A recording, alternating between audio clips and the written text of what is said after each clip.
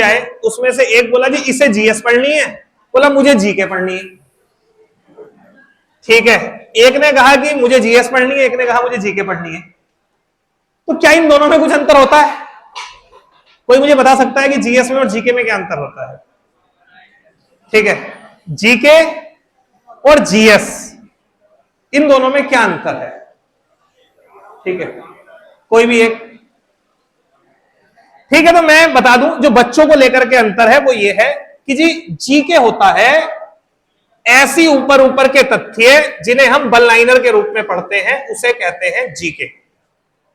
हाँ भैया, अच्छा कोई नहीं, तो उसे कहते हैं जीके।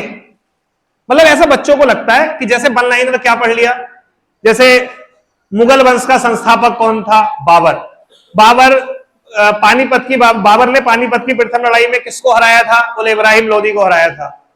कि पानीपत की द्वितीय लड़ाई किस किस के बीच हुई थी? बोले ऐसे ऐसे करके जब हम वन लाइनर पढ़ते हैं ना, तो उसे जीके कहते हैं।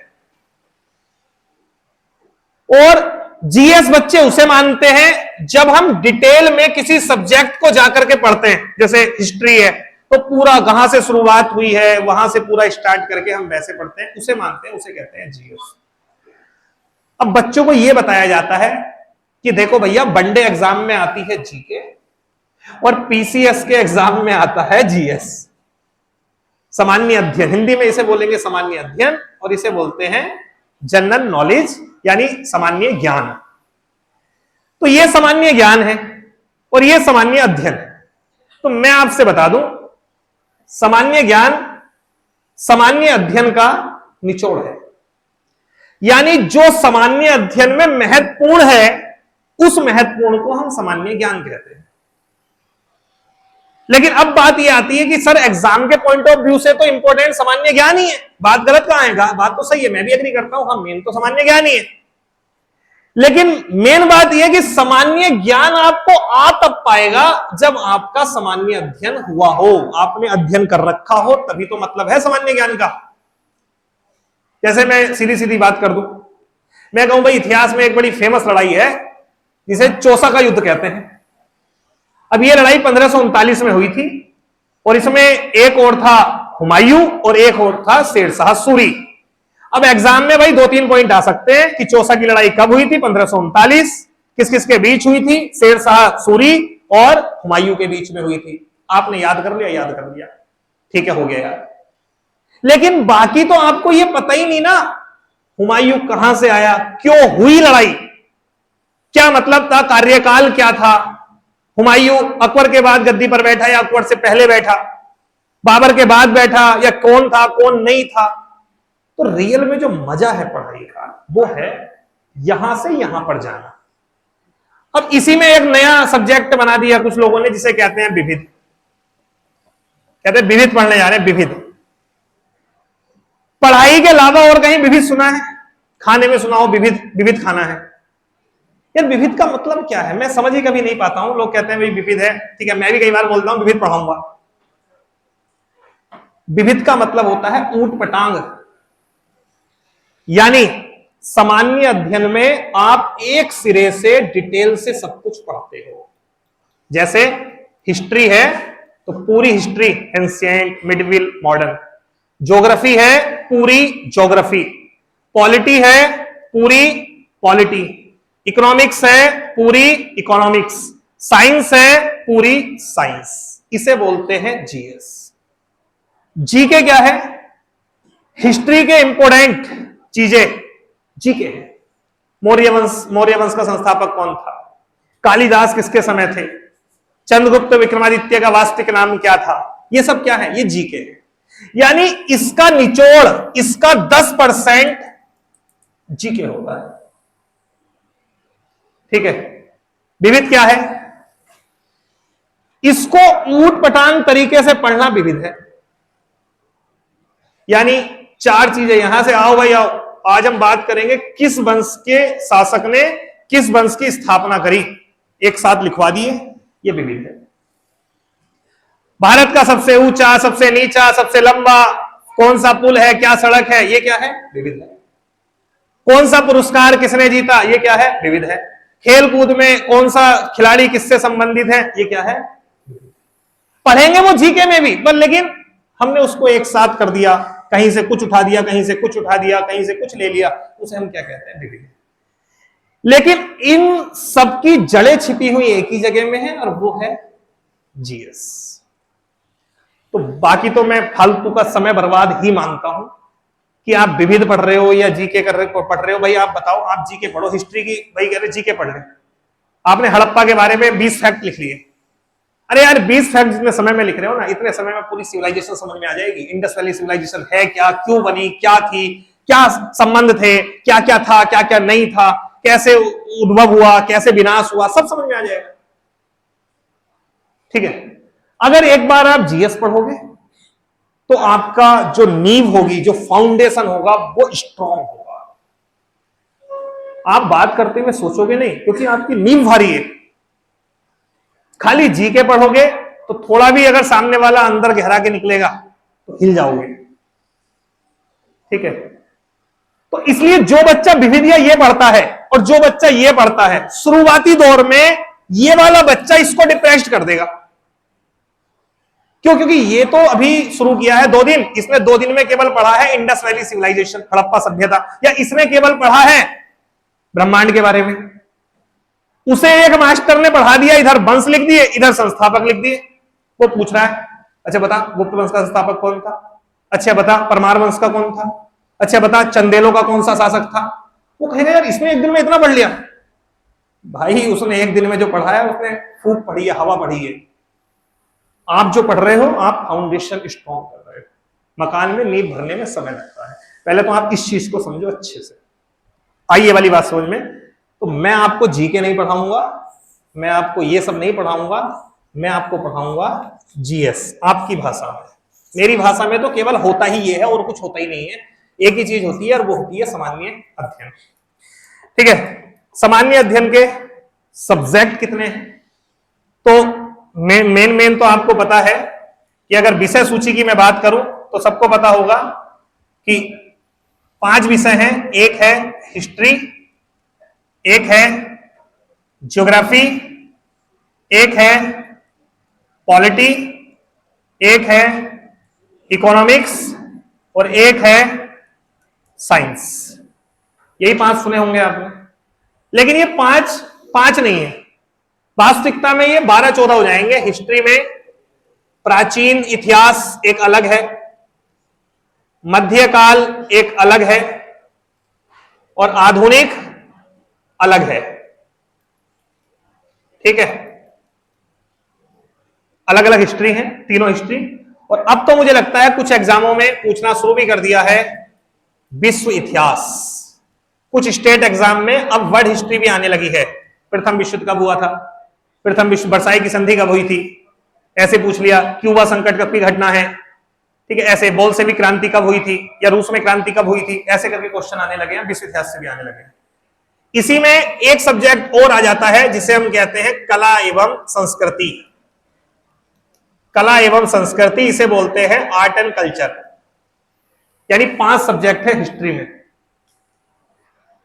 ज्योग्राफी की अगर मैं बात करूं तो मोटे मोटे तौर पर ज्योग्राफी के 2 पार्ट है।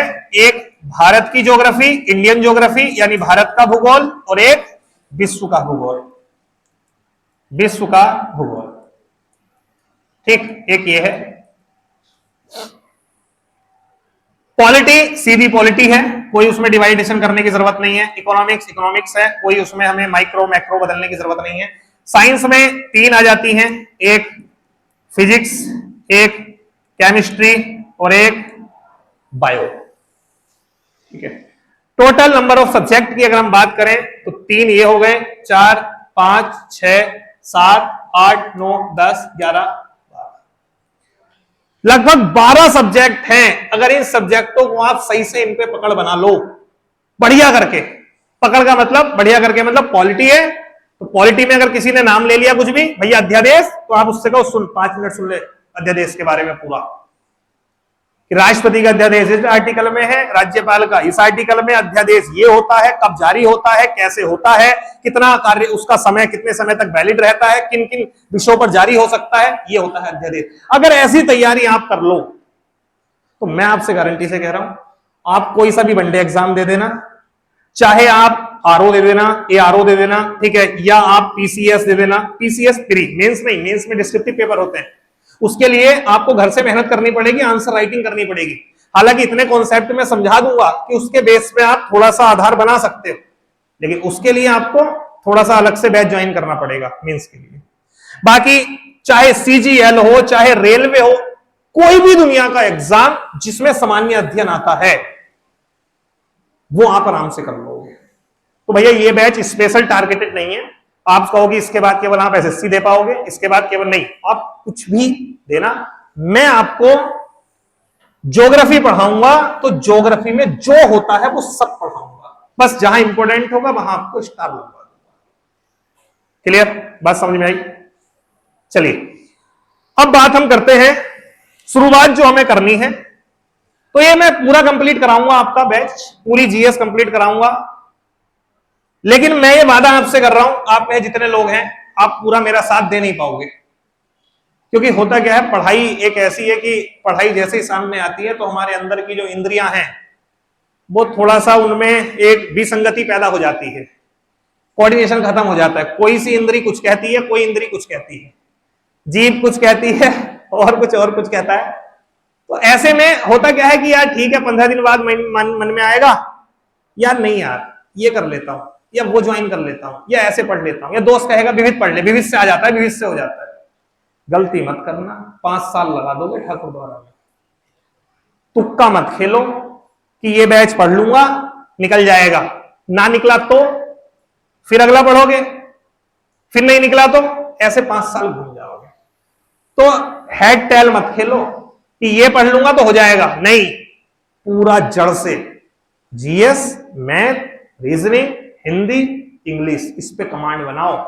अपने आप को 1.5 साल दो सही से, 6 महीने जीएस को दो, फिर ऐसे ही साथ में मैथ रीजनिंग को दो, फिर उसके बाद 6 महीने इंग्लिश या और किसी चीज को देना, 1 साल में अपने को प्रिपेयर करो और युद्ध भूमि में उतर जाओ। फिर उतरने का मजा तब है जब तैयारी हो, बाकी तो खाली ये ठाकुर द्वारा में मेन यही है। तैयार अगर पूछे ना कितने तैयार योद्धा हैं, 5 नहीं निकलेंगे जो कह दे भाई आओ तो बात तो करो एक बार, बहुत कम है ऐसे। तो अपने को तैयार करो फिर उतरो लड़ाई में, तब मजा है। हर एग्जाम निकालोगे, हर एग्जाम जितने भी होंगे। खैर चलिए, तो लगभग मैंने आपको बताया भी था इतनी जीएस को कि 2 घंटे का टाइम है हमारे पास, और मैं कोशिश करूंगा कि 2 घंटे की क्लास आपको क्लास ना लगे, ठीक है। 2 घंटे की क्लास रहेगी, 2 घंटे की क्लास में लगभग 6 महीने का समय मुझे सिलेबस कराने में लगेगा, पूरी जीएस कंप्लीट कराने में लगभग समय लगेगा।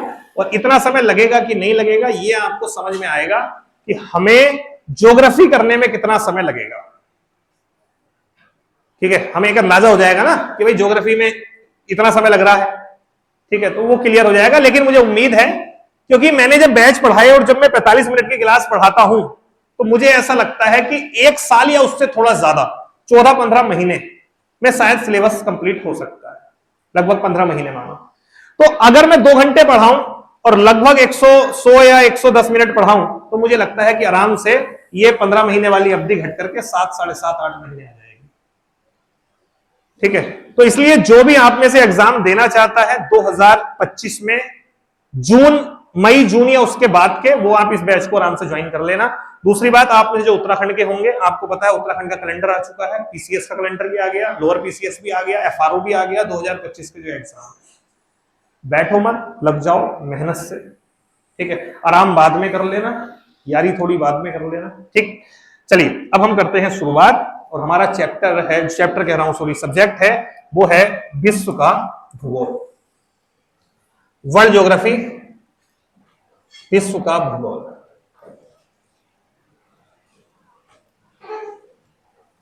ठीक है भाई, तो ऐसे ही करके एक एक करके सब्जेक्ट कंप्लीट होंगे। पहला सब्जेक्ट है विश्व का भूगोल, इसे कहते हैं वर्ल्ड ज्योग्राफी। तो सबसे पहले तो बात यही है कि इसमें आपने क्या क्या पढ़ना है, ठीक है, पता तो चले। तो देखो, जब मैं पढ़ाता हूं विश्व का भूगोल तो इस विश्व के भूगोल को मैं डिवाइड कर देता हूं। डिवाइड मैं क्या करता हूं, है ही ये भूगोल की जो शाखा है उसकी कुछ उपशाखाएं हैं। तो उसमें पहली उपशाखा है जिसे हम बोलते हैं एस्ट्रोनॉमी। एस्ट्रोनॉमी यानी इसे बोला जाता है खगोलिकी। ये चैप्टर नहीं है, ये शाखाएं हैं, विश्व भूगोल की शाखाएं। एक है एस्ट्रोनॉमी या जिसे कहा जाता है खगोलिकी। ठीक, इसमें आप क्या पढ़ोगे खगोलिकी में, एस्ट्रोनॉमी में? इसमें आप पढ़ोगे पूरा ब्रह्मांड।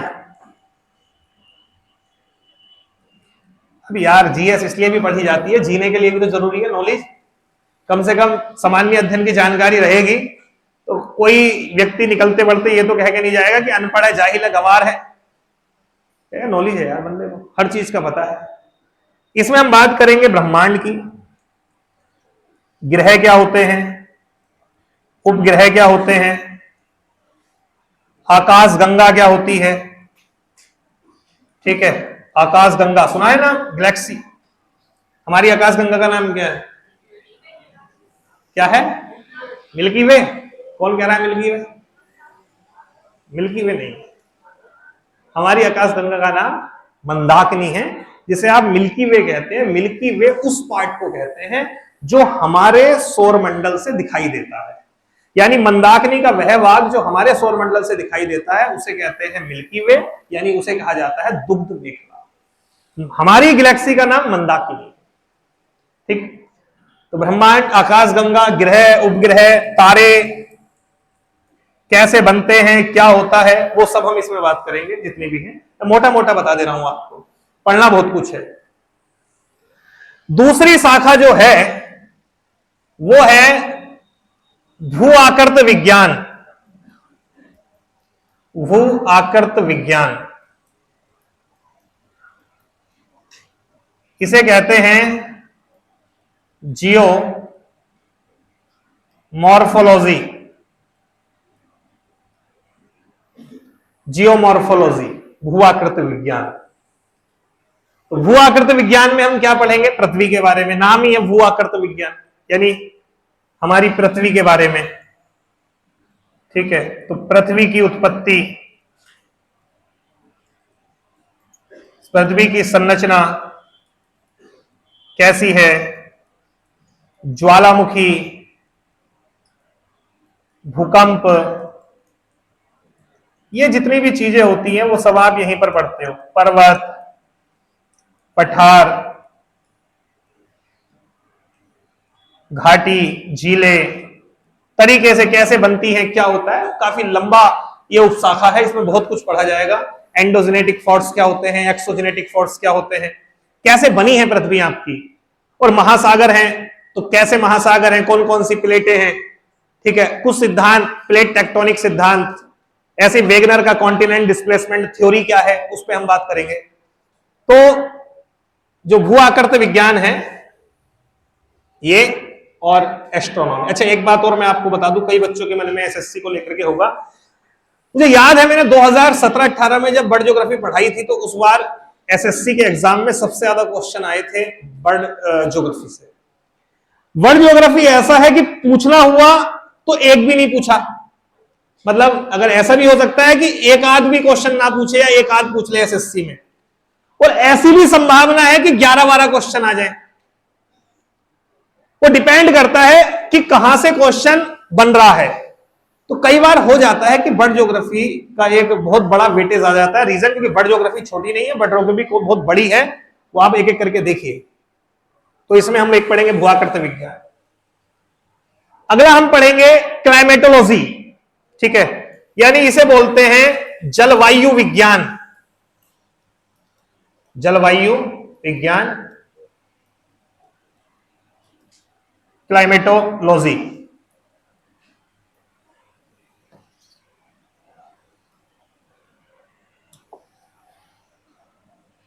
क्लाइमेटोलॉजी, जलवायु विज्ञान, इसमें आप क्या पढ़ेंगे? इसमें आप पढ़ेंगे पूरा वायुमंडल कौन कौन सा होता है, क्या होती है, वर्षा वगैरह कैसे आती है, चक्रवात क्या होते हैं, चक्रवात, तूफान, वो सब कैसे आते हैं, वो सब आप इसमें पढ़ोगे। ठीक है, जलवायु विज्ञान में कैसे जल मानसून कैसे आता है कैसे नहीं आता है, वो भी सब यहां पर। पवने, आपने नाम सुना होगा, जैसे व्यापारिक पवने, पछुआ पवने, वो सब यहां पर पढ़ेंगे जलवायु विज्ञान। फिर उसके बाद एक आता है आपका समुद्र विज्ञान। समुद्र विज्ञान मैं पूरा सिलेबस खोल नहीं रहा हूं क्योंकि बहुत ज्यादा लंबा हो जाएगा, मैं मोटा मोटा आपको बता रहा हूं। एक है समुद्र विज्ञान, इसे बोलते हैं ओशियनोग्राफी। ओशियनोग्राफी, समुद्र विज्ञान। इसमें आप क्या पढ़ोगे, महासागर कौन से हैं, महासागरों में क्या होता है, तो महासागरों की संरचना कैसी होती है वो। यहां से सबसे इंपॉर्टेंट क्वेश्चन जो आता है वो आती है जलधाराएं। जलधाराएं, यहीं पे ज्वार भाटा कैसे आता है क्या है, वो सब हम यहीं पर बातें करते हैं। वर्ल्ड ज्योग्राफी में इतनी सारी चीजें हैं, आपको 4 उप शाखाएं पढ़नी है एक एक करके, ठीक है। हालांकि भूगोल की 2 शाखाएं होती हैं, एक होता है भौतिक भूगोल और एक होता है मानव भूगोल। हम जो ये भूगोल पढ़ रहे हैं ये पढ़ रहे हैं भौतिक भूगोल, यानी ये विश्व का जो भूगोल है ना, इसको आप कह सकते हैं भौतिक भूगोल, ठीक। अगर आपको भूगोल ये पढ़ना है और साथ में आपको एक किताब पढ़ना चाहते हो तो मैं आपको रिकमेंड करूंगा क्लास 11th की एनसीईआरटी। क्लास 11th की एनसीईआरटी है, वो पूरी की पूरी भौतिक भूगोल फिजिकल ज्योग्राफी है। उस फिजिकल ज्योग्राफी में पूरा एस्ट्रोनॉमी, शायद एस्ट्रोनॉमी देख लेना है या नहीं, लेकिन भू आकृति विज्ञान और ये जलवायु विज्ञान और समुद्र विज्ञान बहुत अच्छे से है उसमें दिया हुआ, ठीक है। तो आप अगर किताब ही पढ़ना चाहते हो तो आप उसको पढ़ सकते हो।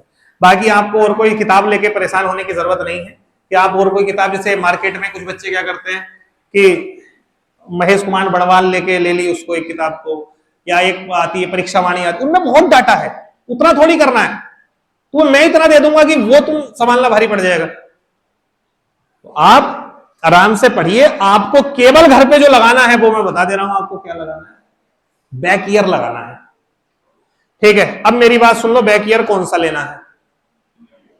वैसे मैं सबको रिकमेंड कर रहा हूं, जितने भी बैठे हुए हो क्लास में, आप घटना चक्र लेना,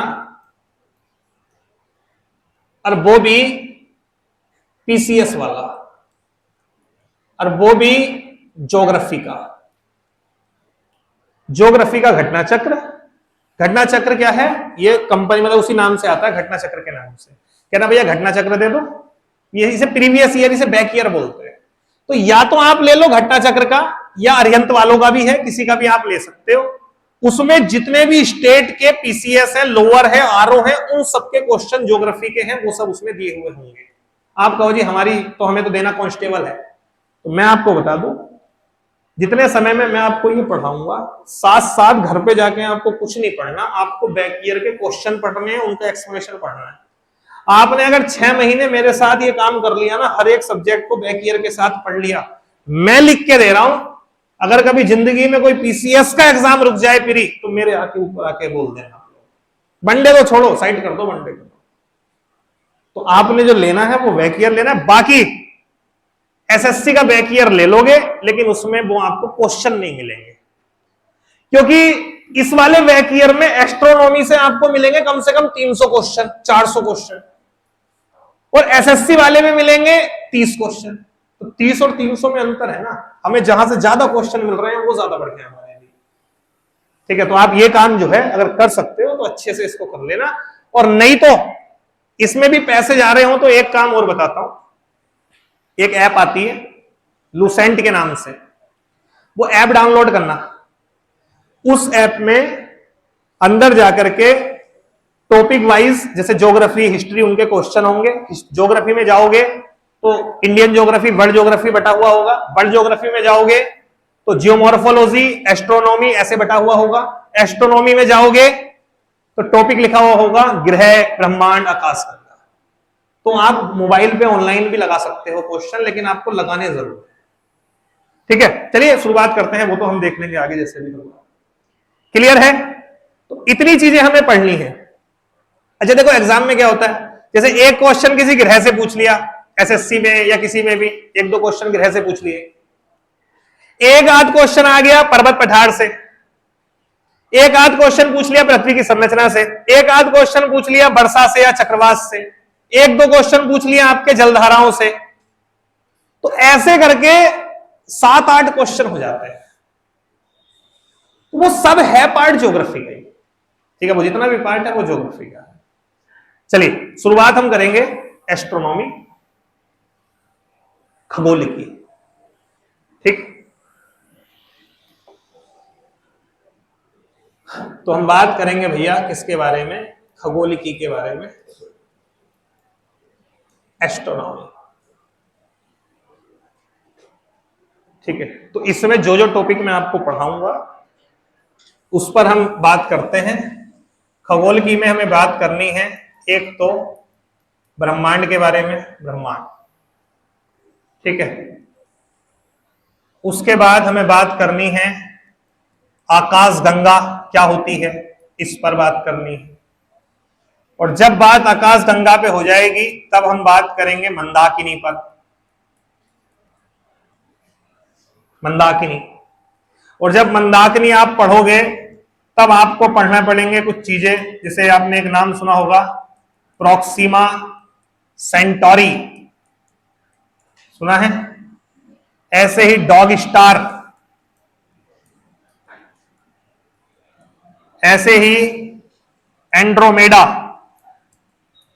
यहां से कुछ क्वेश्चन आते हैं, प्रोक्सिमा सेंटोरी, डॉग स्टार और एंड्रोमेडा। इसके बाद फिर हम बात करेंगे तारामंडल क्या होते हैं, और तारामंडल में मुझे बात करना है एक थोड़ा सा सेंटोरस पे,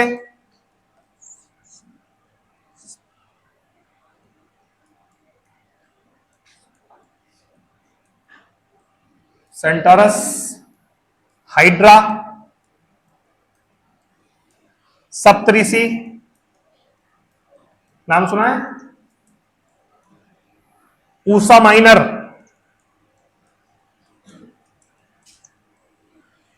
ठीक है। यहीं पर बात करेंगे ध्रुव तारे के बारे में, ध्रुव तारा क्वेश्चन आ जाते हैं, ठीक। इसके अलावा फिर हम बात करेंगे नक्षत्र क्या होते हैं, थोड़ी सी बात हम करेंगे राशि चक्र क्या होते हैं। मैंने आपसे पहले कहा है मैं आपको सब्जेक्ट पढ़ाऊंगा, एग्जाम में जो आने वाला पॉइंट है वो मैं आपका हाथों हाथ क्लियर कर दूंगा, ठीक है। तो ब्रह्मांड, आकाशगंगा, Mandakini, Proxima Centauri, dog star, Andromeda, तारामंडल, नक्षत्र, राशि चक्र। इसके बाद में फिर हम अगले टॉपिक पे बात करेंगे, वो होगा ब्रह्मांड की खोज, ब्रह्मांड की खोज। ये मैं लास्ट में इसलिए क्योंकि पहले आप थोड़ा सा बोरिंग हो जाएंगे, खोज एवं उत्पत्ति, ठीक है। उसके बाद मैं आपको पढ़ाऊंगा सूर्य, और सूर्य के बाद में जितने ग्रह हैं वो मैं आपको पढ़ाऊंगा 8 ग्रह, या मैं सीधा बोल सकता हूं सूर्य एवं सौर मंडल।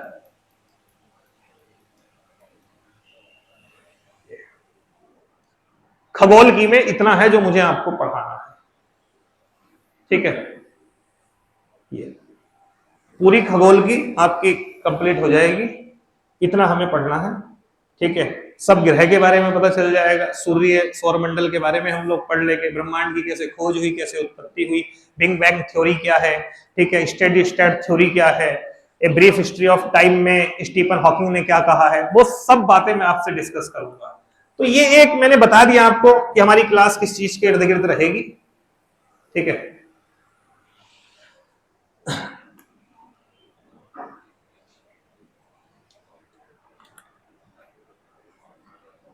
चलिए शुरुआत करें।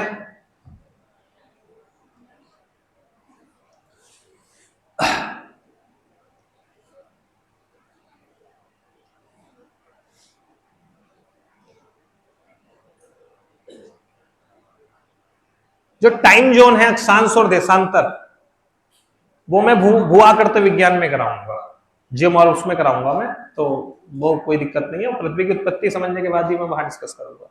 चलिए सबसे पहले बात करते हैं हम लोग ब्रह्मांड के बारे में। भाई ब्रह्मांड,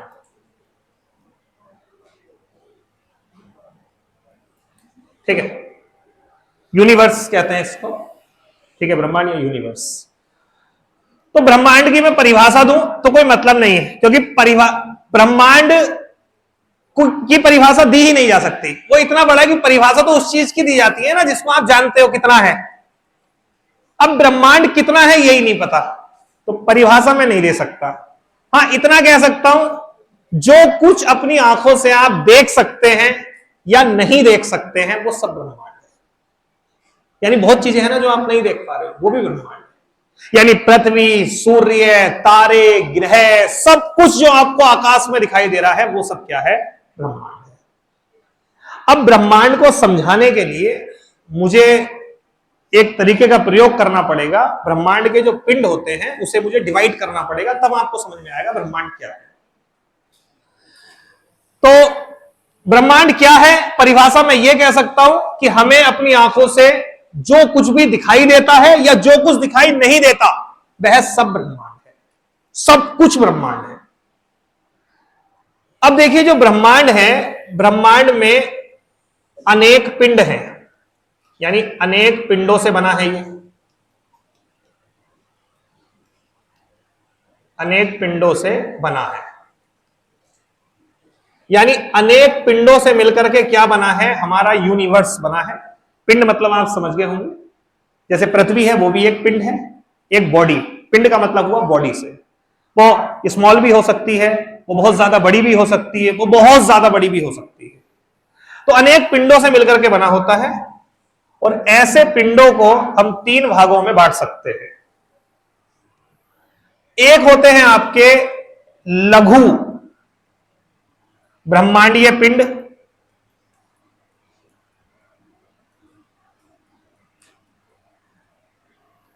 लघु ब्रह्मांडीय पिंड। एक होते हैं विशाल ब्रह्मांडीय पिंड, विशाल ब्रह्मांडीय पिंड, ठीक है। एक स्मॉल यूनिवर्सल बॉडीज, छोटी छोटी बॉडीज, फिर विशाल ब्रह्मांडीय पिंड, और एक होते हैं जिन्हें हम बोलते हैं अति विशाल ब्रह्मांडीय पिंड।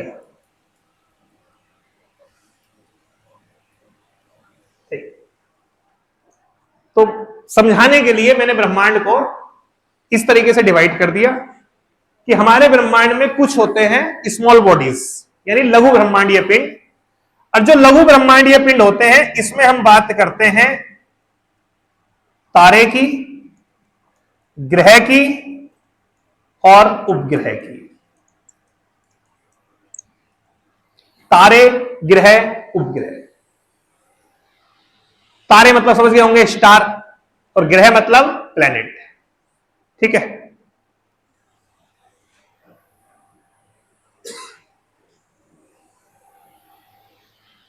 उपग्रह क्या होते हैं? सैटेलाइट,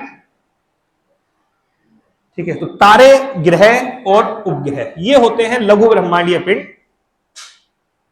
इनके बारे में डिटेल से हम पढ़ेंगे, लेकिन एक छोटी छोटी बातें अगर मैं बता दूं तो मैं ये कह सकता हूं, तारे वो होते हैं जिनका स्वयं का प्रकाश होता है, यानी जिसका स्वयं का प्रकाश होता है वो होता है तारा। अब इसका स्वयं के प्रकाश का क्या मतलब है?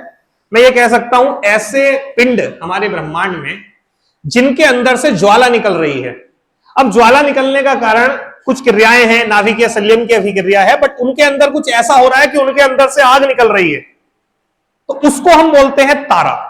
हर वो आकाशीय पिंड जिसके अंदर ज्वाला निकल रही है, जल रहा है, दहन हो रहा है हाइड्रोजन का, हीलियम का, उसको हम बोलते हैं तारा। जैसे सूरज एक तारा है, बाकी जो आपको आसमान में दिखाई देते हैं वो सब तारे हैं। अभी कितना बड़ा है ब्रह्मांड वो अभी तक हम वहां पहुंचेंगे, पहले अभी शुरुआत बिल्कुल जीरो से करते हैं। तो मैंने आपसे क्या कहा, जिनका अपना प्रकाश होता है वो सब तारे हैं। तो सूर्य में आपको प्रकाश दिखाई देता है, बाकी तारों में आपको प्रकाश दिखाई देता है। अब बात आती है चंद्रमा की। क्या चंद्रमा दिखाई देता है कि नहीं, चमकता है कि नहीं चमकता है, पहले तो ये बताओ। चमकता है, चांद रात्रि में दिखाई देता है, तारों की तरह ही चमकता है और ज्यादा चमकता है। तो क्या चंद्रमा को तारा कहना चाहिए कि नहीं कहना चाहिए? क्यों नहीं कहना चाहिए? क्योंकि चंद्रमा का अपना स्वयं का प्रकाश नहीं होता है। जो चंद्रमा है वो सूर्य के प्रकाश से चमकता है। यानी चंद्रमा की सतह पे सूरज का प्रकाश पहुंचता है, टकरा के पृथ्वी पर आता है, तो हमें ऐसे लगता है जैसे चांद चमक रहा हो। अगर आप चांद पे जाओगे तो आपको लगेगा कि चांद पे तो गड्ढे हैं, बहुत बदसूरत है। हमें कहते हैं चांद कितना खूबसूरत है, इतनी तुलना है, इतनी उपमाएं दी जाती हैं हर प्यार में, हर चीज में। चांद के पार चलो, चांद पे लेके चलो, तुम्हारा चांद जैसा मुखड़ा है। सुना है कि नहीं? सुना होगा। लेकिन वास्तविकता में जब चांद को सबसे पहले देखा था वो गैलीलियो ने देखा था। नाम सुना होगा आपने गैलीलियो का? सुना है?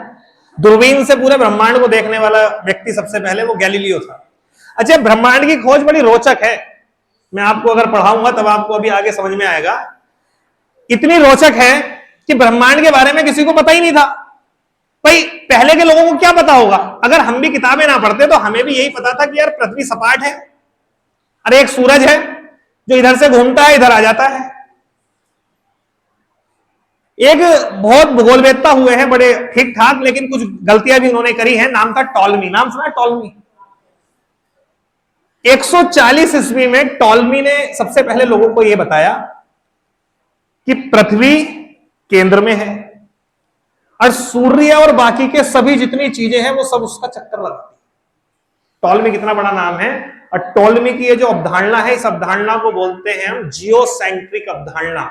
जियोसेंट्रिक मतलब, जियो मतलब पृथ्वी, सेंट्रिक मतलब सेंटर में, यानी ऐसी अवधारणा जिसमें पृथ्वी सेंटर में है उसे बोलते हैं जियोसेंट्रिक अवधारणा।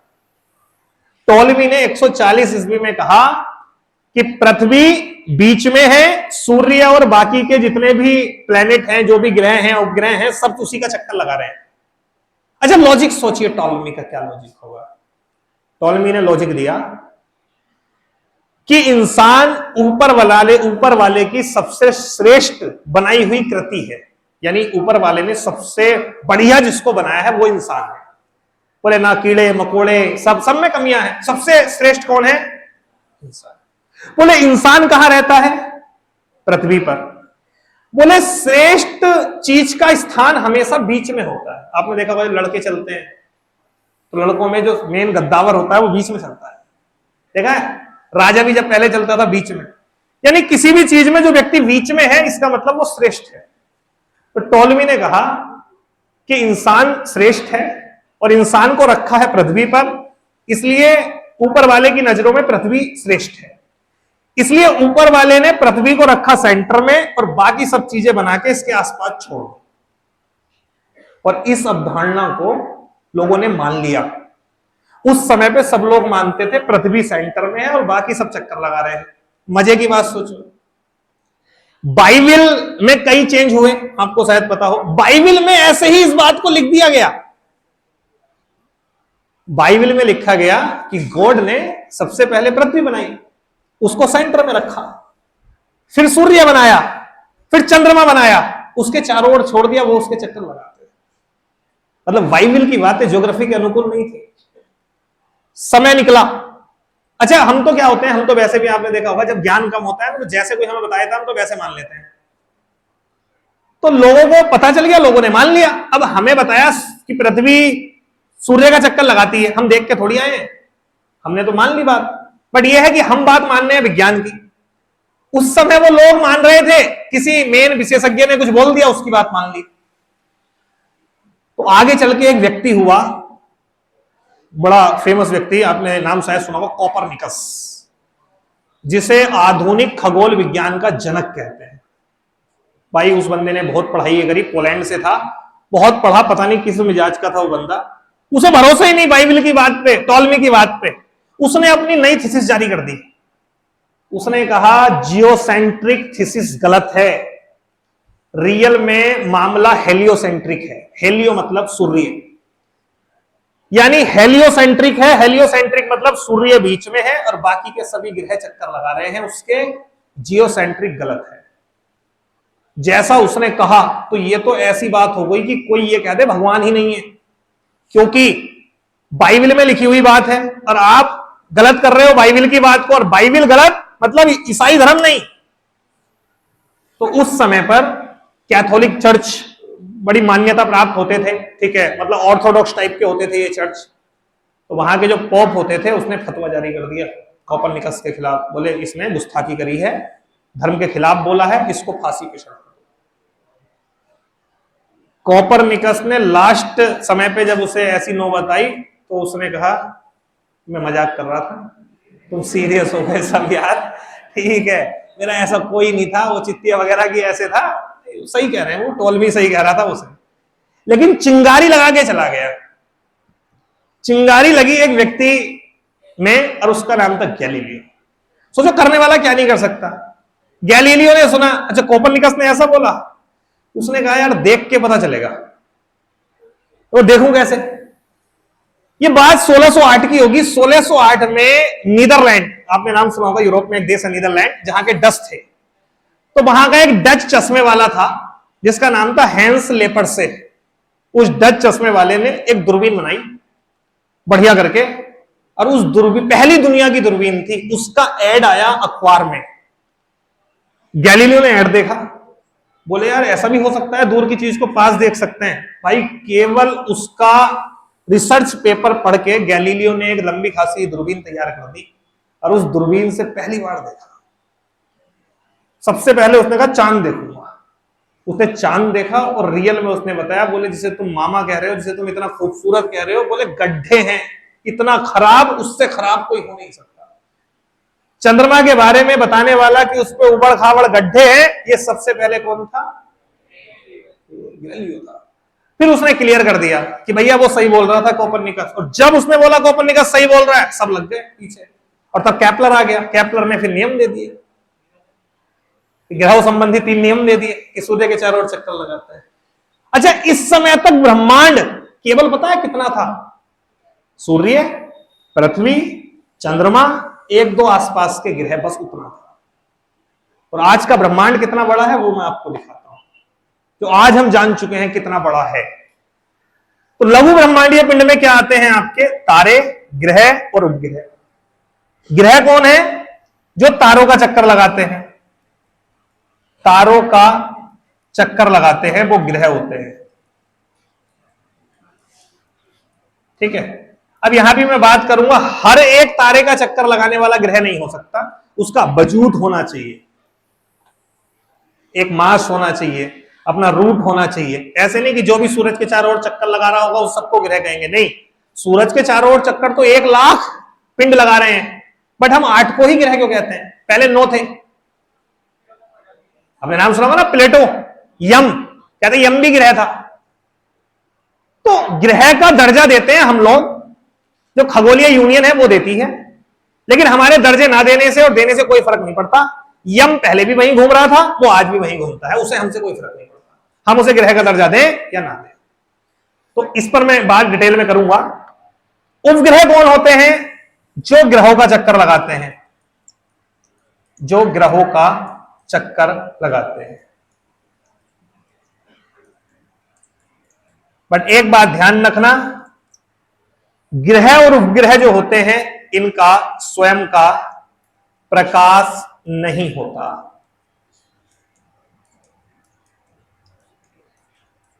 इनका स्वयं का प्रकाश नहीं होता, तारे का स्वयं का प्रकाश होता है। तारे के अंदर हीलियम और हाइड्रोजन जल रही होती है। जो परमाणु बम आपने नाम सुना है, हाइड्रोजन बम, तो वो इसी प्रोसेस पे तो है जो तारों में हर समय होती है। तो लघु ब्रह्मांडीय पिंडों में क्या आते हैं? लघु ब्रह्मांडीय पिंडों में आते हैं ग्रह, तारे और उपग्रह। अब आते हैं विशाल ब्रह्मांडीय पिंड। अब आपस में ये जुड़ते हैं। अब कैसे जुड़ते हैं? ये ऐसे जुड़ते हैं जैसे बीच में आ गया तारा, इसके चारों ओर चक्कर लगाएगा कौन? ग्रह। और ग्रह के चारों ओर चक्कर कौन लगाएगा? उपग्रह। तो अब क्या बन गया? ये एक तंत्र बन गया, एक सिस्टम बन गया, एक परिवार बन गया। और इस परिवार को हम बोलते हैं ताराग्रही परिवार या ताराग्रही तंत्र। ताराग्रही तंत्र का क्या मतलब हुआ? जिसमें तारा होगा एक, ग्रह होंगे काफी सारे और एक सिस्टम बन जाएगा। ग्रहों के उपग्रह बहुत सारे होंगे। मेन दो ही चीज है, एक तारा होगा, एक तारा, उसके चारों ओर ग्रह होंगे और उन ग्रहों के चारों ओर उपग्रह होंगे और इससे मिलकर के एक तंत्र बन जाता है जिसे कहते हैं ताराग्रही तंत्र। ये जो ताराग्रही तंत्र होता है इन्हें हम रखते हैं विशाल ब्रह्मांडीय पिंडों के अंदर। एग्जाम्पल की अगर मैं बात करूं, अगर उदाहरण मैं आपको दूं, उदाहरण, तो इसका सबसे बड़ा उदाहरण हो सकता है सौर मंडल, सोलर सिस्टम। सोलर सिस्टम एक ताराग्रही तंत्र है। सोलर सिस्टम में तारे का नाम है सूरज और ग्रह है 8, इससे मिलकर के बनता है एक सोलर सिस्टम, एक जिसे हम कहते हैं सौर मंडल।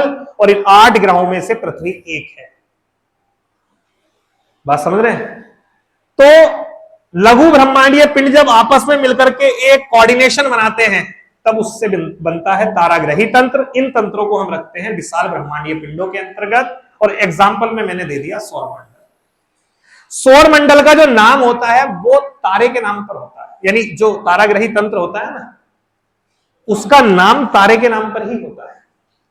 जैसे हमारे वाले का नाम क्या है? सौर मंडल। रीजन, मेन तारा कौन है? सूर्य।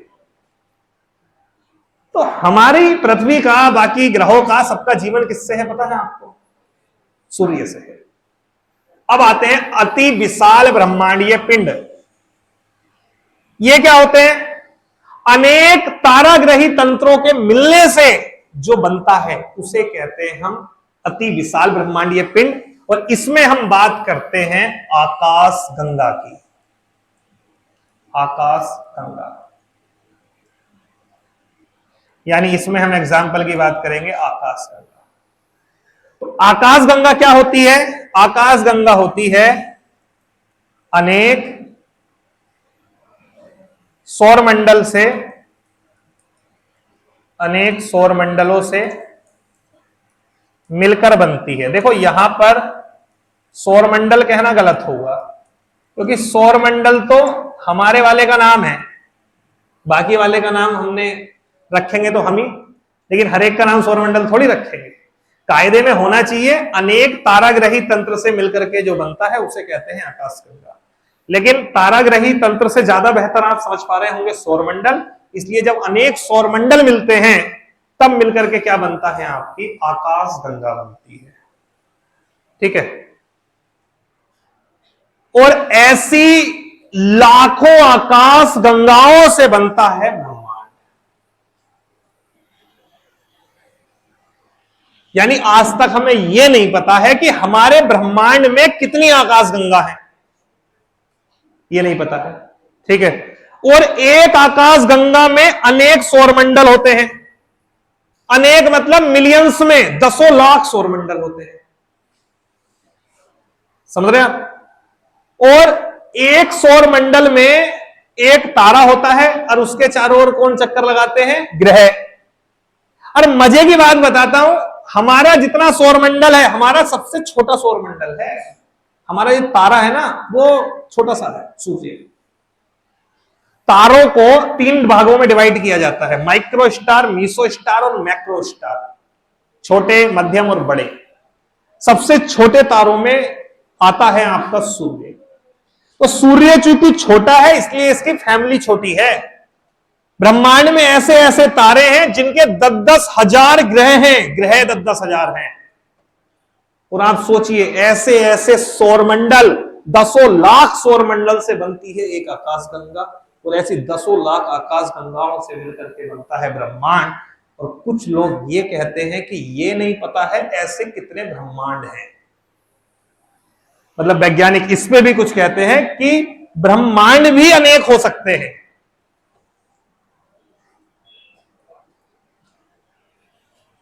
इंटरवल हो गया क्या? ठीक है यार, ठीक है, कोशिश करना कि 11 से ही पूरा 1 तक पढ़ोगे तो ही मजा आएगा, अन्यथा आएगा नहीं। ठीक है, तुम्हारी हैबिट हो जाएगी धीरे धीरे, अभी नहीं होगी 2 घंटे की, लेकिन हो जाएगी हैबिट। ठीक है, चलिए खैर, ये समझ में आई बात, ये समझ में आई। अब बात करते हैं आकाश गंगा के। अच्छा, मैं एक डायग्राम बनाता हूं, आपको ब्रह्मांड समझ में आएगा। देखो ऐसे, ये है हमारा सूर्य, सूर्य के चारों ओर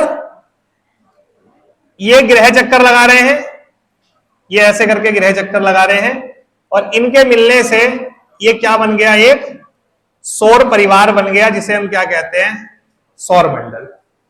ठीक है, अब ऐसे ऐसे कई सारे सौर मंडल होंगे, ऐसे ऐसे कई सारे सौर मंडल होंगे, ऐसे अनेकों सौर मंडल से मिलकर के क्या बनती है, एक आकाश गंगा बनती है।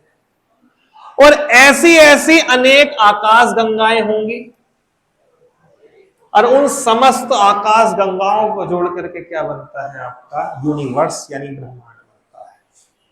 ठीक, अभी कितनी बड़ी होती है आकाश गंगा, कल्पना करेंगे तो वो उस पर हम बात करते हैं। तो सबसे पहले हम बात करेंगे, अच्छा ये जो मैंने अभी तक पढ़ाया, क्या आपको लगता है कि लिखवाने की आवश्यकता है?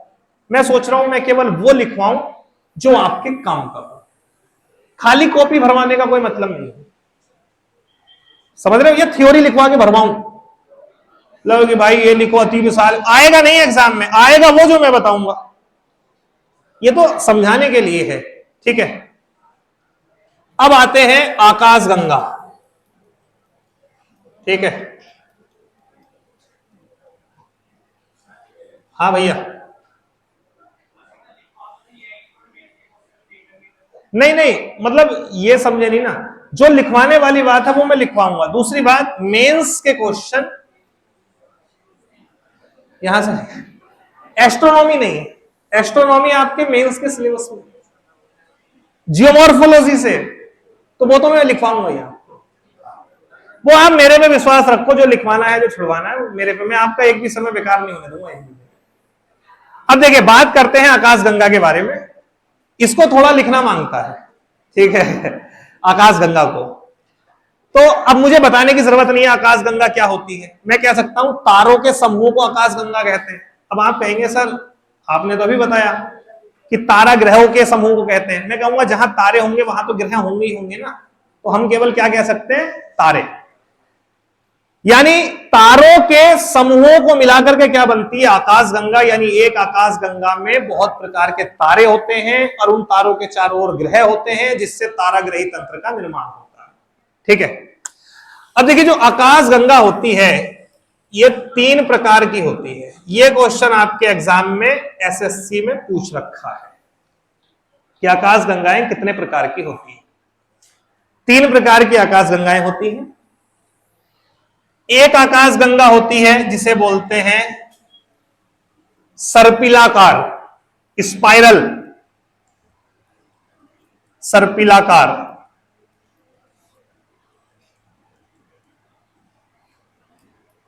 स्पाइरल गैलेक्सी, इसे आकाश गंगा को क्या कहते हैं, गैलेक्सी।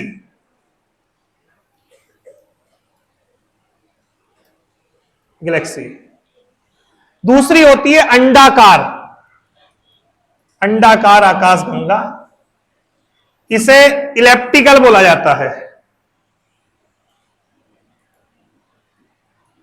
इलेप्टिकल गैलेक्सी यानी अंडाकार, इलेप्टिकल या अंडाकार। एक होती है जिसे बोला जाता है इर्रेगुलर,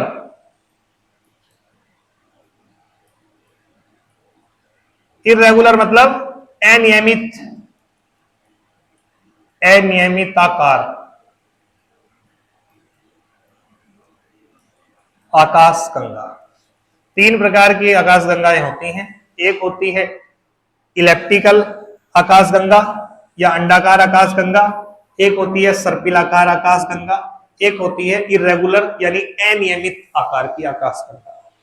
क्या क्या होता है इसमें समझिए। जो सर्पिलाकार होगी वो स्पाइरल फॉर्म में होगी। स्पाइरल कैसे, जैसे आपने कॉपी है जो उसमें स्प्रिंग देख रहे होंगे आप, वो स्प्रिंग को आप ऐसे करोगे तो आपको समझ में आएगा वो ऐसे करके राउंड है। तो ये वाली जो होती है ना, ये ऐसे होती है जैसे मच्छरों को भगाने वाली वो होती है, क्या बोलते हैं उसको, मोटी, ऐसी होती है। ठीक। अंडाकार आकाशगंगा इस तरीके से थोड़ी गोल होती है, ऐसे। यानी ये मान लो ऐसी होती है कि जैसे आप देखोगे ना तो इस शेप में होती है, ऐसे कर, और उसमें बीच बीच में तारे होंगे, ताराग्रही तंत्र होंगे। ये वाली जो होती है ये ऐसे होती है। ठीक है। एक होती है अनियमित आकार। तो जब नाम ही अनियमित आकार है तो मैं आकार बना ही नहीं सकता। सीधी सी बात, आकार बना दिया तो फिर तो वो आकार हो गया ना। अनियमित मतलब कुछ भी आकार, कोई निश्चित शेप नहीं।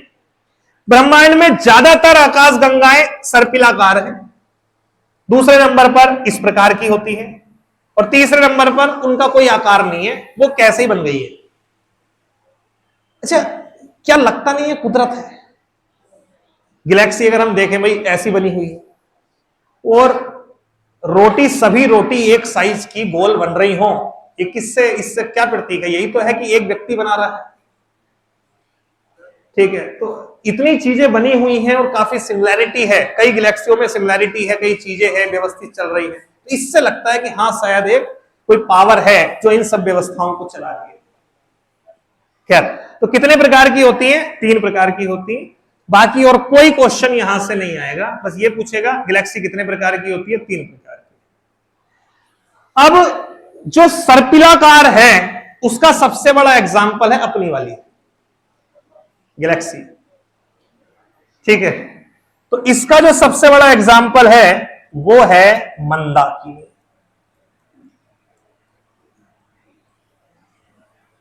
मंदाकिनी। ठीक है। तो इसका सबसे बड़ा एग्जाम्पल जो है वो क्या है? आपकी मंदाकिनी है, मंदाकिनी। ठीक है। तो अब हमें जो सीधी बात करनी है वो बात करनी है मंदाकिनी की।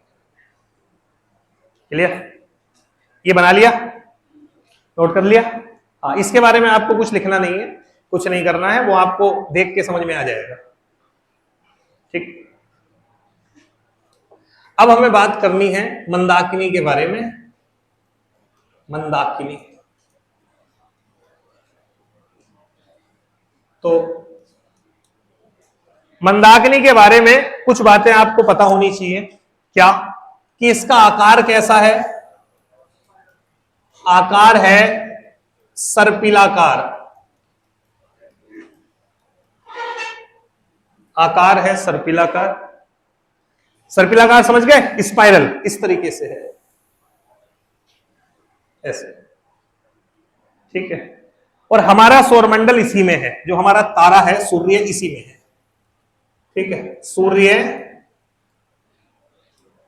इसी में अवस्थित है, इसी में अवस्थित है। ठीक है जी। अब इसके बारे में बताने से पहले मुझे आपको एक चीज पढ़ानी पड़ेगी, और वो है इकाई, दूरी की इकाई। तो ऐसी बातें जब मैं कभी पढ़ाऊं तो उसे नोट डाल के कहीं भी आगे पीछे इंपोर्टेंट में लिख लिया करो। ठीक है। क्योंकि मुझे उसकी आपको बताना पड़ेगा कितनी बड़ी है आकाशगंगा, मंदाकिनी हमारी कितनी बड़ी है, कैसे है, तो वो मैं दूरी की इकाई से समझा पाऊंगा। और ये इतनी बड़ी होती है कि इसे मैं किलोमीटर में नहीं समझा सकता। तो इसको बनाने से पहले आप कहीं पर नोट डाल करके, ठीक है, या नीचे ही आप डाल लेना नोट डाल करके, मैं आपको दूरी की कुछ इकाई बता रहा हूं। ठीक है। इकाई, तो उसमें आपने metre, kilometre, centimetre, inch, nanometre सब सुनी होंगी, लेकिन यहां पर काम की 2 हैं। एक है जिसे हम कहते हैं प्रकाश वर्ष। सबसे पहली है प्रकाश वर्ष। पहले तो ध्यान रखना, यह समय की इकाई नहीं है, यह दूरी की इकाई है। अब ये क्या होती है? एक प्रकाश वर्ष क्या होता है? तो मैं सीधा बता दूं, प्रकाश वर्ष का मतलब क्या होता है? एक प्रकाश वर्ष का मतलब कि एक वर्ष में प्रकाश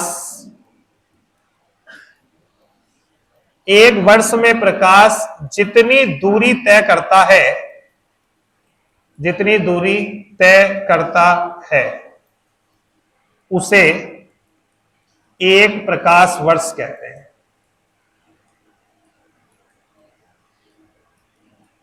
अब आप मुझे यह बताओ प्रकाश की चाल कितनी होती है? कोई बताएगा आप में से प्रकाश की चाल कितनी होती है? एक हाथ खड़ा करके बताओ, ऐसे नहीं। हाँ, एक व्यक्ति कोई भी। हाँ, 3 इंटू 10⁸ आगे घोड़े लिख दूं? क्या लिखूं? जब तक आप आगे की इकाई नहीं बताएंगे तो सब कुछ बेकार है। अब ये तो बताओ कि क्या ये घोड़े हैं, हाथी है, क्या है भाई? क्या है? मीटर प्रति सेकंड। ऐसे तो चलो ठीक है, आप ऐसे याद करते हो, लेकिन मेरा तरीका ऐसे है। प्रकाश की चाल आपसे कोई कहे, आप सीधा बोलो 3 लाख क्या किलोमीटर प्रति सेकंड। 3 लाख किलोमीटर प्रति सेकंड भाई, 3 लाख किलोमीटर। आप सोच रहे हो आजकल के जो रॉकेट हैं, हाइपरसोनिक मिसाइल हैं, या जो भी हैं, उनकी आप देखोगे स्पीड तो 3, 4, 5, 6, 7, 8, 10 किलोमीटर प्रति सेकंड मैक्सिमम। मैक्सिमम है ये, बहुत ज्यादा मैक्सिमम। एक सेकंड में जो तेज चलने वाला भी मिसाइल होगी ना, वो भी 7, 8, 10 किलोमीटर पर सेकंड। और यहां है 3 लाख किलोमीटर एक सेकंड में। 3 लाख, सोच रहे हो? तो आप ये सोच के देखो, एक सेकंड में प्रकाश 3 लाख किलोमीटर पर सेकंड चल रहा है। यानी इसको मैं ऐसे लिख सकता हूं, 3 × 10⁵ किलोमीटर पर सेकंड। आपने मीटर में बताया था, अगर मैं इसे मीटर में बदलूंगा तो मैं 5 में 3 जीरो और चढ़ा दूंगा, ये 8 मीटर पर सेकंड हो जाएगी। यही तो बनेगा ना, ये लाख में 5 लगते हैं। अभी आप ये सोचो, एक सेकंड में इतना चले, पूरे साल प्रकाश जितना चलेगा, और वो जितनी दूरी होगी, उस दूरी को कहते हैं एक प्रकाश वर्ष। कितने किलोमीटर चल जाएगा प्रकाश यार? एक सेकंड में 3 लाख चल रहा है, 2 सेकंड में 6। अब सोच लो 1 घंटे में कितना चलेगा, सोचो 1 दिन में कितना चलेगा, सोचो 1 साल में कितना चलेगा। सोचो सूर्य से 8 मिनट में आ जाता है, तो खुद सोचो कि 1 साल में कितना चलेगा प्रकाश। तो 1 साल में पता है कितना चलता है प्रकाश? 1 प्रकाश वर्ष बराबर होता है, कोई बताएगा? 1 लाइट ईयर कितने किलोमीटर के बराबर होता है आप में से? नहीं पता किसी को? कितने किलोमीटर नहीं पता? 1 प्रकाश वर्ष होता है 9.46 इंटू 10⁻12 किलोमीटर। अब मतलब मैं इसे अगर चेंज करूं तो मैं ये बोलूंगा 9.6 1 2 3 4 5 6 7 8 9 10, क्योंकि 2 जीरो से इधर ही आ गया। यानी इकाई, दहाई, सैकड़ा, हजार, 10,000, लाख, 10 लाख, करोड़, 10 करोड़, अरब, 10 अरब, खरब, उतने किलोमीटर भाई मैं तुलना नहीं वो कर नहीं सकता। तो आप ये सोचिए, 1 प्रकाश वर्ष में इतने किलोमीटर होते हैं, 1 वर्ष में प्रकाश इतना चल जाता है। तो जब भी मैं बोलूंगा ना 1 प्रकाश वर्ष, तो आप समझ जाओगे कितनी दूरी है, इतनी दूरी है। और ब्रह्मांड के मामले में 1 प्रकाश वर्ष मतलब 1 फुट है, मतलब वो कोई दूरी नहीं है। अभी आपको समझाता हूं, अब देखिए एक बार, ये समझ में आ गया? अच्छा, इससे भी खतरनाक एक इकाई है दूरी की, जिसे कहते हैं पारसेक।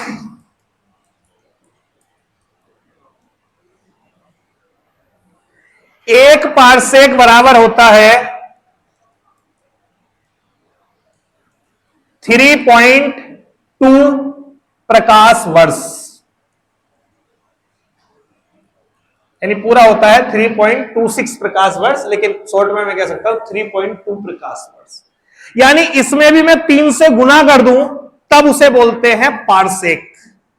इससे बड़ी इकाई बनी नहीं है आज तक दुनिया में, पारसेक।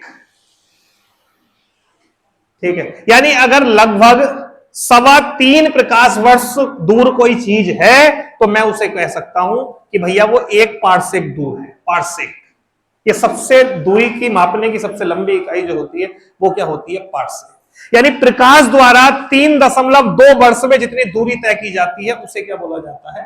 पारसेक कहा जाता है। अब हम आते हैं अपनी आकाशगंगा पर, जिसका नाम है मंदाकिनी। तो जो आपकी मंदाकिनी है वो स्पाइरल है। तो सामान्य तौर में जो आपकी मंदाकिनी है इसमें बीच वाला जो भाग है, केंद्र, ये लिखवा दूंगा मैं आपको, आप डायग्राम बना लेना। इसको कहते हैं बल्ज। एक शब्द है बल्ज, जो आपकी मंदाकिनी का केंद्र बिंदु है बीच वाला, उसे बल्ज कहते हैं। और कुल मिलाकर के इसमें जो भुजाएं हैं वो 3 हैं, 1, 2 और 1, 3 भुजाएं हैं आपकी मंदाकिनी में। एक ये और एक ये। अब देखिए जो हमारा सूर्य है वो बीच वाली भुजा पर है, यहां पर है हमारा सूर्य, ये है हमारा सन, सूर्य। और जो ये 3 भुजाएं हैं, जो 3 भुजा हैं हमारी मंदाकिनी में, इनमें एक है सबसे अंदर वाली जिसका नाम है सिगिटेरियस करीना। सिगिटेरियस करीना। एक है बीच वाली जिसका नाम है ओरियन, और एक है बाहर वाली जिसका नाम है पर्सियस। यानी 3 भुजाएं हैं। सबसे अंदर वाली सिगिटेरियस करीना, ये अंदर वाली है, और सबसे बाहर वाली जो है वो है पर्सियस। और ओरियन है मध्य वाली, जो मध्य में है वो है ओरियन। और हमारा जो सौरमंडल अवस्थित है, हमारा जो सूर्य अवस्थित है, वो किसमें है? ओरियन में है। तो एक क्वेश्चन आपका यहां से आएगा कि हमारी मंदाकिनी में कितनी भुजाएं हैं? 3।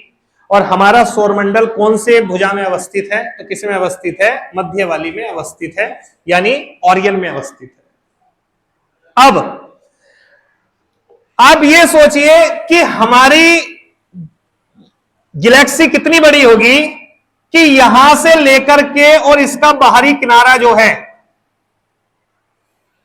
ये यहां केंद्र से लेकर के और बाहरी किनारा, इसे क्या बोलेंगे हम कहने के लिए? त्रिज्या कह सकते हैं। ये लगभग 50,000 प्रकाश वर्ष है। यानी हमारी मंदाकिनी की जो त्रिज्या है, यानी केंद्र से लेकर के बाहर परिधि वाला भाग, ये लगभग 50,000 प्रकाश वर्ष है। इसका मतलब ये है कि अगर मैं आज यहां से केंद्र से और एक ऐसा जहाज लेके चलूं जिसकी speed light year 3 lakh kilometre पर सेकंड के बराबर हो, तब भी मुझे अपनी आकाशगंगा से बाहर निकलने में 50,000 साल लगेंगे। और मानव जाति का इतिहास 5,000 साल पुराना है। 5,000 साल। यानी प्रकाश की स्पीड से अगर मैं निकलूं अपनी आकाशगंगा को नहीं पार कर सकता 50,000 साल में। और सोचिए ऐसी 10 लाख आकाशगंगाएं हैं ब्रह्मांड में। उसे छोड़ो, हमारा जो सूर्य है केंद्र से, वो लगभग 30,000 प्रकाश वर्ष है भाई। यानी आकाशगंगा के केंद्र से, आकाशगंगा के केंद्र से केंद्र से सूर्य की दूरी ये कितनी है? लगभग 30,000 प्रकाश वर्ष है। 30,000 लाइट ईयर। ठीक। अब आपके मन में एक विचार तो होगा कि सर ये जो सूर्य है तो इसके पास में कोई तो तारा होगा जो बिल्कुल नजदीक होगा, जैसे हमारा वाला परिवार है सौरमंडल, तो ऐसा कोई और पास में भी होगा? हाँ है ना, उसी का नाम तो है प्रोक्सिमा सेंटोरी। यानी हमारे सूर्य के नजदीक जो सबसे नजदीक तारा है, सबसे नजदीक, इसका नाम है प्रोक्सिमा सेंटोरी। और पता है कितनी दूरी है तारा? 4.2 लाइट ईयर, यानी सबसे नजदीकी तारा। मैं अगर 3 लाख किलोमीटर प्रति सेकंड के वेग से चलूं तो भी मुझे लगभग 4 साल लगेंगे उस तारे पे पहुंचने में। 4 साल। ठीक है। तो एक ये भी इंपॉर्टेंट है, ये पॉइंट आप लिख लेना। एक दूसरा पॉइंट जो प्रोक्सिमा सेंटोरी से पूछ सकता है, ठीक है, वो ये कि यह सूर्य के पास का सबसे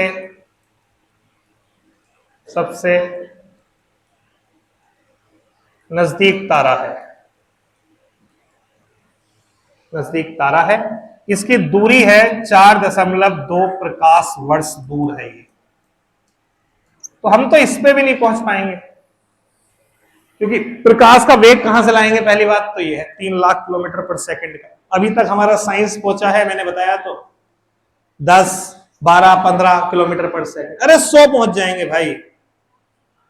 आप सोचो साउंड की स्पीड 320 मीटर पर सेकंड होती है।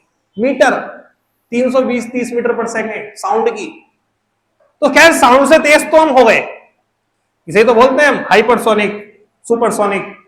लेकिन बात यह है कि लाइट की स्पीड से ज्यादा स्पीड पे जा नहीं सकते, लेकिन इस तक पहुंचने के लिए पता नहीं हमें क्या करना पड़ेगा। ठीक है। तो 4 साल लगेंगे अपने पास वाले तारे पे पहुंचने पर। अच्छा, एक तारा और है पास में भाई साहब, सबसे ज्यादा चमकता है ये। एक तारा और है, ये था प्रोक्सिमा सेंटोरी। ये प्रोक्सिमा सेंटोरी था। ये है डॉग स्टार यानी साइरस। तो एक तारा और है जिसे हम कहते हैं साइरस, या इसी को बोलते हैं डॉग स्टार। इसकी पता है खास बात क्या है? कि हमारे आसपास के क्षेत्र का, मतलब हमारी वाली जो भुजा है उसका सबसे चमकीला तारा है। तो आपसे एग्जाम में पूछेगा कि हमारी आकाशगंगा का सबसे चमकीला तारा कौन सा है, तो वो है साइरस, यानी जिसे कहते हैं डॉग स्टार। तो साइरस यानी डॉग स्टार, ये हमारी आकाशगंगा का सबसे चमकीला तारा है। प्रोक्सिमा सेंटोरी ये हमारे सूर्य के सबसे नजदीक का तारा है। तो जल्दी बताओ, पृथ्वी के सबसे नजदीक का तारा कौन सा है? सूर्य है।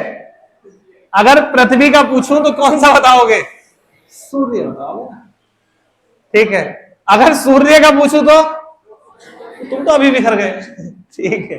पृथ्वी के सबसे नजदीक तो सूर्य है ना, उसके बाद दूसरे नंबर पर जो है वो प्रोक्सिमा है। लेकिन अगर सूर्य के सबसे नजदीक तारे की हम बात करें तब आंसर क्या होगा?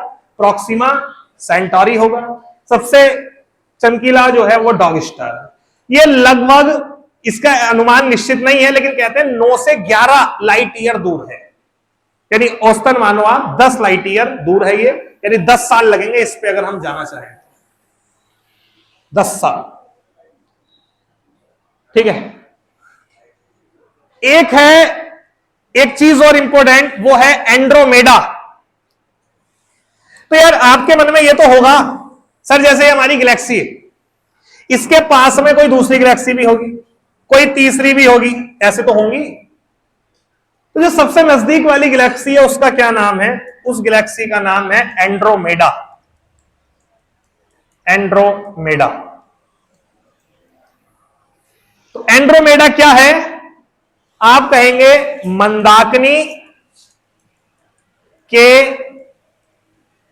सबसे नजदीक आकाश गंगा।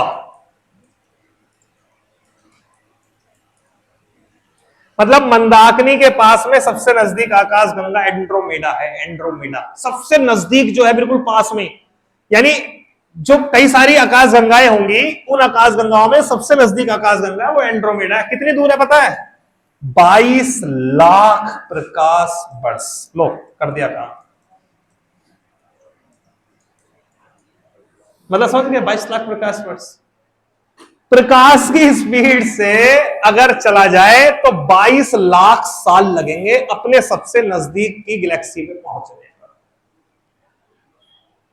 और उधर वो मूवी दिखा रहे हैं थॉर वाली, उसमें वो एक मशीन होती है, उसमें जाते हैं और दूसरी गैलेक्सी में आ जाते हैं। देखा आपने या नहीं? ऐसे तो क्या ऐसा पॉसिबल है? क्या हम कभी एक गैलेक्सी से दूसरी गैलेक्सी पे जा पाएंगे? हाँ, बिल्कुल जा पाएंगे। इस पर आइंस्टीन की कुछ थ्योरियां हैं, कुछ चीजें हैं। देखो, अब यार आप अगर मुझे आज एंड्रोमेडा पर भेजो, कोई मान लो ऐसी मशीन आ भी जाए कि ऐसी मशीन आ जाए जिस मशीन में आप लाइट में कन्वर्ट करो। ये तो क्लियर बात है, लाइट से भेजना पड़ेगा आपको। ऐसा कोई तरीका नहीं होगा यहां गायब करा वहां, तरीका एक ही है। वो तरीका केवल ये होगा, आप लाइट में कन्वर्ट करोगे, जैसे मुझसे लाइट बना दी और उस लाइट को आपने भेज दिया। द्रव्यमान को ऊर्जा में कन्वर्ट किया जा सकता है, ऊष्मा में कन्वर्ट किया जा सकता है, करा जा सकता है। लकड़ी को हम जला लेते हैं, तो ऐसे ही द्रव्यमान से प्रकाश भी बनाया जा सकता है। लेकिन प्रकाश से द्रव्यमान बनाना, वो अभी हम उस पर पहुंच नहीं पाए हैं। जिस दिन हम पूरी तरीके से 100% शरीर को प्रकाश बना पाए और फिर प्रकाश को शरीर बना पाए, उस दिन ये गायब होने वाला कॉन्सेप्ट, उस दिन ये एक स्थान से दूसरे स्थान पे जाने वाला कॉन्सेप्ट इजाद हो जाएगा। फिर तो बड़ा इजी हो जाएगा ना। कोई मशीन है, उससे प्रकाश में बदल दिया लाइट में, और बिजली के तारों में लाइट यहां से भेज दी वहां, या फिर लाइट में कर दिया या तरंगों में कन्वर्ट कर दिया। जैसे मैसेज जाते हैं ना, तो वैसे ही वेव के रूप में पूरे का पूरा ऊर्जा चली गई और उस ऊर्जा से बाद में इंसान बन गया। तो अब बात यह आती है कि अगर आज कोई ऐसी मशीन बन जाए जो लाइट में बदल दे, मान लो मुझे किसी ने लाइट में बदल दिया और मुझे लाइट से फिर छोड़ दिया एंड्रोमेडा की ओर, तो जब मैं वहां पहुंचूंगा तो मुझे कितने साल लगेंगे? तुम्हारा क्या होगा? तो आप कहोगे सर आप तो, आपकी एज और ज्यादा से ज्यादा कितने साल होगी? चलो ठीक है, 40-50 साल और जी लिए। लेकिन 40-50 साल 22 लाख प्रकाश वर्ष में क्या होगा? तो फिर तो ऐसा ना होगा पीढ़ियों से भेजना पड़े कि जाओ भैया बच्चे पैदा करते रहना, फिर वो बच्चे करेंगे, फिर वो बच्चे करेंगे, और 22 लाख भी पीढ़ी कभी आएगी और वो जाके वहां पहुंचेगी। ऐसा नहीं है। इस पे थीसिस है कि अगर हम ऐसा कर पाए, किसी बॉडी को हम प्रकाश में कन्वर्ट कर पाए, तो उसके लिए फिर समय रुक जाएगा। मतलब उस बॉडी के लिए समय रुक जाएगा। यानी 22 लाख वर्ष भ्रमण करने के बाद भी जब आप उस ऊर्जा को कन्वर्ट करोगे द्रव्यमान में, तो वो इसी रूप में कन्वर्ट होगा। ये बहुत गहरी थीसिस है, खैर इन पे मैं ज्यादा वो नहीं करूंगा। एक आपने नाम सुना होगा टाइम मशीन का कॉन्सेप्ट, सुना है? टाइम मशीन क्या होती होगी या हो सकती है? टाइम मशीन समझ गए? किस समय पे क्या हुआ था, आप मशीन में बैठे जाके आपने देख लिया। देखो, ब्रह्मांड में जो कुछ भी हो रहा है सब आपको बताया, सबका प्रकाश है। मैं आपको देख पा रहा हूं, यह भी तो प्रकाश है। जितनी घटना हो रही है वो सब चीजें प्रकाश में है, और प्रकाश गति कर रहा होगा ब्रह्मांड की ओर, ब्रह्मांड की ओर। समझो मेरी बात। कोई घटना 1940 में हुई, उसका प्रवाह, उसका प्रकाश अभी भी ब्रह्मांड की ओर जा रहा होगा कि नहीं जा रहा होगा? जा रहा होगा, क्योंकि प्रकाश की एक स्पीड है। हाँ, बहुत दूर पहुंच चुका होगा 50-60 सालों में। मेरे पास ऐसी कोई मशीन आ जाए कि मैं 1 सेकंड में कितने ही प्रकाश वर्ष की दूरी तय कर लूं, ऐसी कोई मशीन आ जाए, तो मैं उस मशीन में जाऊंगा और जहां वो प्रकाश पहुंचा है 60 साल में, उसको कैलकुलेट करके और उतना समय डाल करके मैं उस जगह पे पहुंच जाऊं, और वो प्रकाश अभी वहां तक पहुंचा है, तो क्या मैं उस प्रकाश को देख करके क्या घटना हुई है ये नहीं सीख सकता? देख सकता हूं। इसी के ऊपर पूरी मशीन है, टाइम ट्रेवलर की मशीन जो है, कि टाइम बोलते हैं कि भाई ये टाइम ट्रेवलर रहा है या कोई टाइम ट्रेवल कर सकता है। अगर वो कर सकता है तो वो तभी हो सकता है जब इंसान के पास कोई ऐसी मशीन आ जाए जिस मशीन से हम प्रकाश की चाल से भी ज्यादा चाल प्राप्त कर पाए। अगर ऐसा हो पाया तो जरूर ऐसा हो पाएगा। खैर छोड़िए, ये समझ में आया आपको साइरस, एंड्रोमेडा और ये क्या है क्या नहीं। यहां तक ये बताओ, यहां तक किसी का कोई प्रश्न है अभी तक जहां तक मैंने डिस्कस किया है? बोलिए, क्या कह रहे हो? 1.5 घंटे थक गए बैठे बैठे। अभी कितने लोग हैं थोड़ी थकन महसूस कर रहे हैं? थक गए?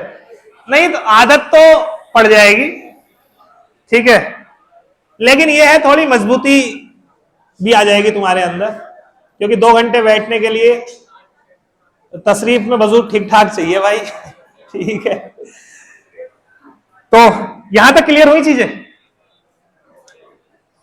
क्या मन है इतना ही रखू आज? हाँ कर दूं? तो जितने टॉपिक हमने लिखे हैं वो तो कर ही ले, थोड़ा सा और है, थोड़ी हिम्मत और करो। खगोल की 3 दिन में खत्म होगी, मतलब 3 दिन में एस्ट्रोनॉमी खत्म हो जाएगी पूरी। कितनी डिटेल से पढ़ेंगे, क्योंकि 2 घंटे बहुत होते हैं भाई, ठीक है। अच्छा अभी तक मैं अगर वो होती ना क्लास, तो अभी तक खाली सिलेबस पे खत्म हो गया होता मामला।